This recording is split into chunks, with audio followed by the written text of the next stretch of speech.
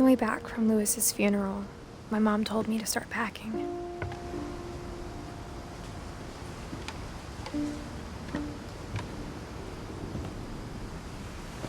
She waited until the day before we left to tell Edie.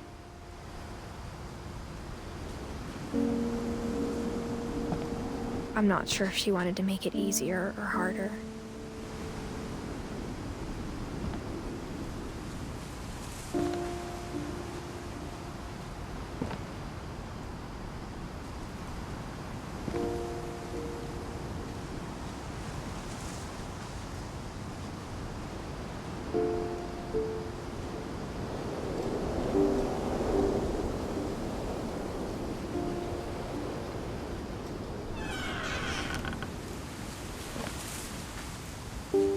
I wish we'd stayed.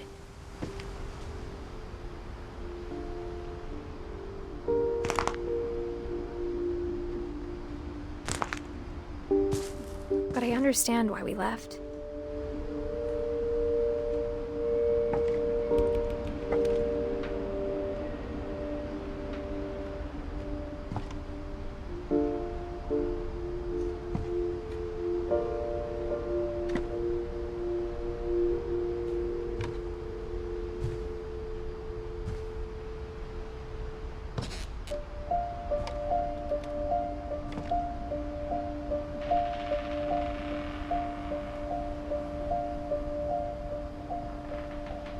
My mom ended up leaving everything behind.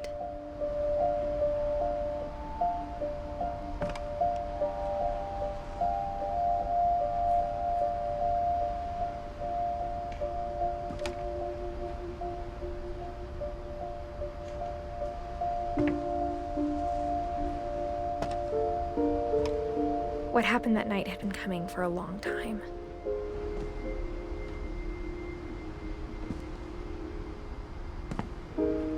Maybe I should have come sooner.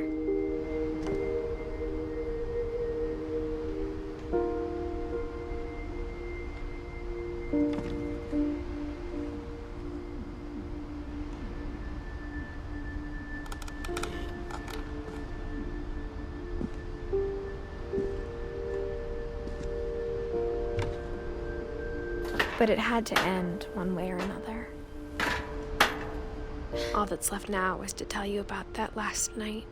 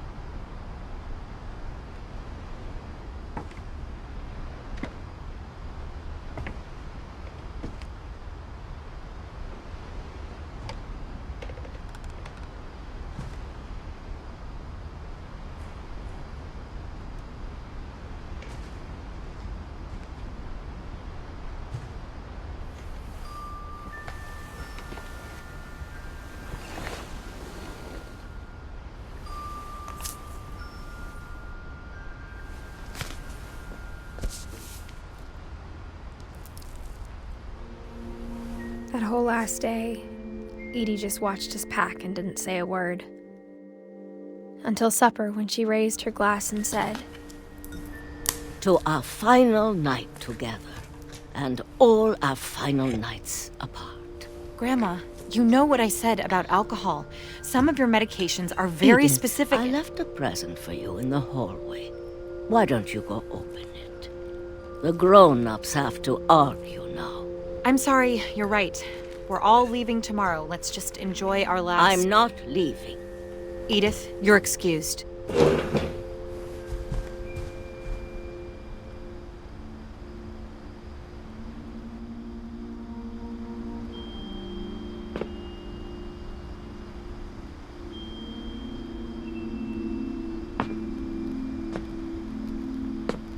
the power had been shut off that morning, but Edie always had plenty of candles.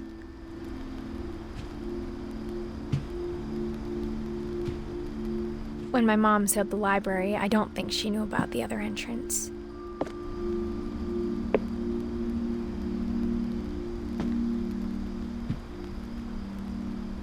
or that Edie had a key to it.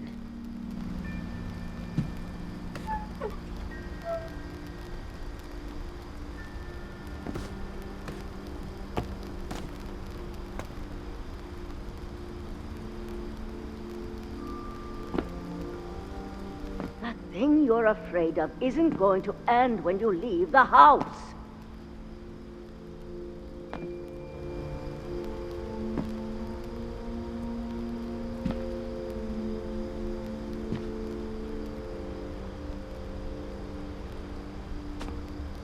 Edith has a right to know these stories. My children are dead because of your stories!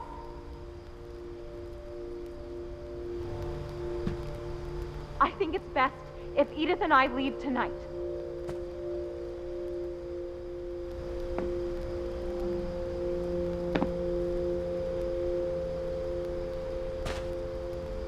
We'll have the nursing home send a van for you in the morning, okay?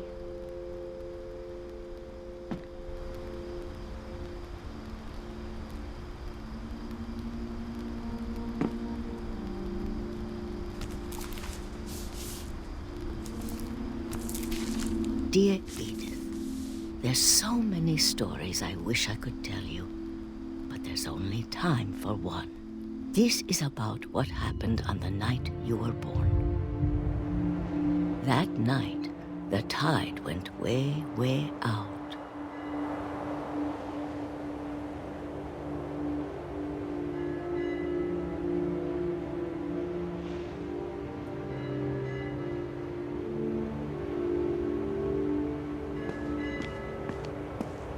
It was the first and last time I ever saw the old house aground.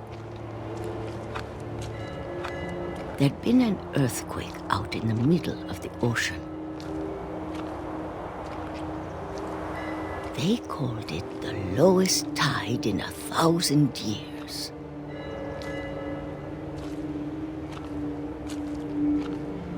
God, it smelled awful. You know, I've seen that house every day of my life.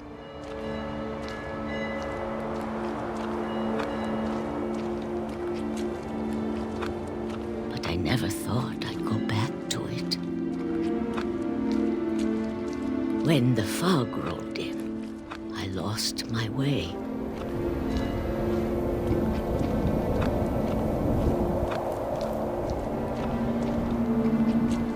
I got turned around.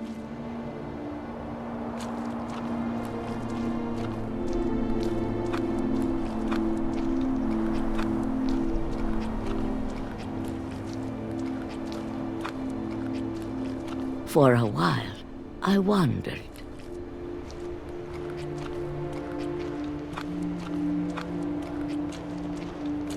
I started seeing things.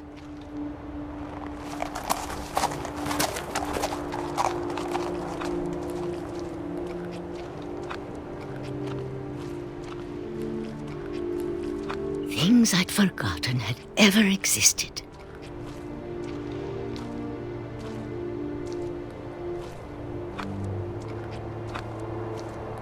But when I saw them, they felt like old friends.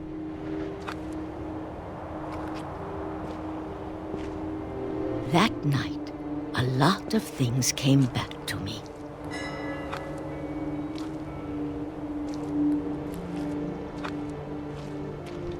Or maybe I came back to them.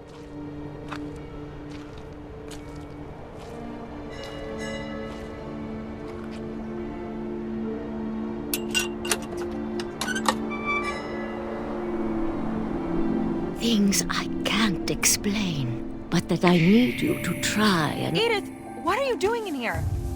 It's mine. Edith! Mom, you're gonna rip it! Let go! I kicked and screamed, but Mom dragged me to the car.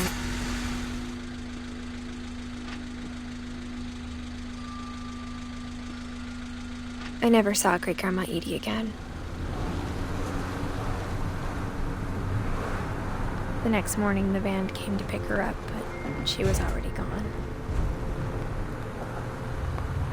After that, we moved around a lot.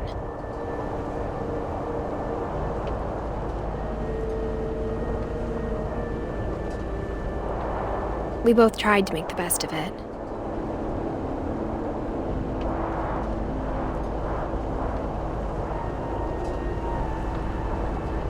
A few years went by.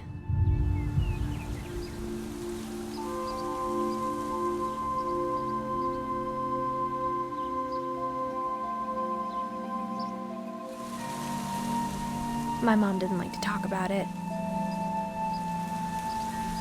but she started getting sick a lot. The rest happened pretty quickly.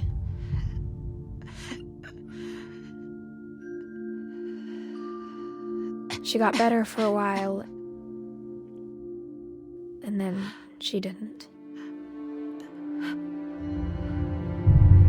And then I was alone. The last Finch left alive.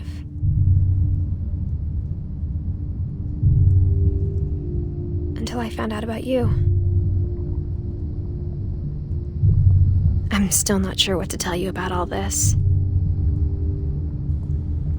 If we lived forever, maybe we'd have time to understand things. But as it is, I think the best we can do is try to open our eyes. And appreciate how strange and brief all of this is.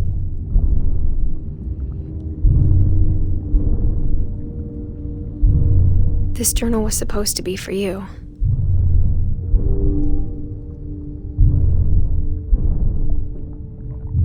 But now I hope you'll never see it. I just want to meet you and tell you all these stories myself. But I guess if you're reading this now,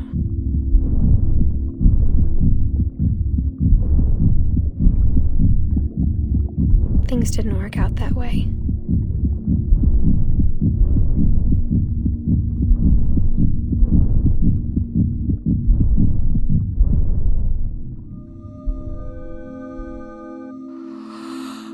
This is where your story begins. I'm sorry I won't be there to see it. It's a lot to ask, but I don't want you to be sad that I'm gone. I want you to be amazed that any of us ever had a chance to be here at all. Good luck.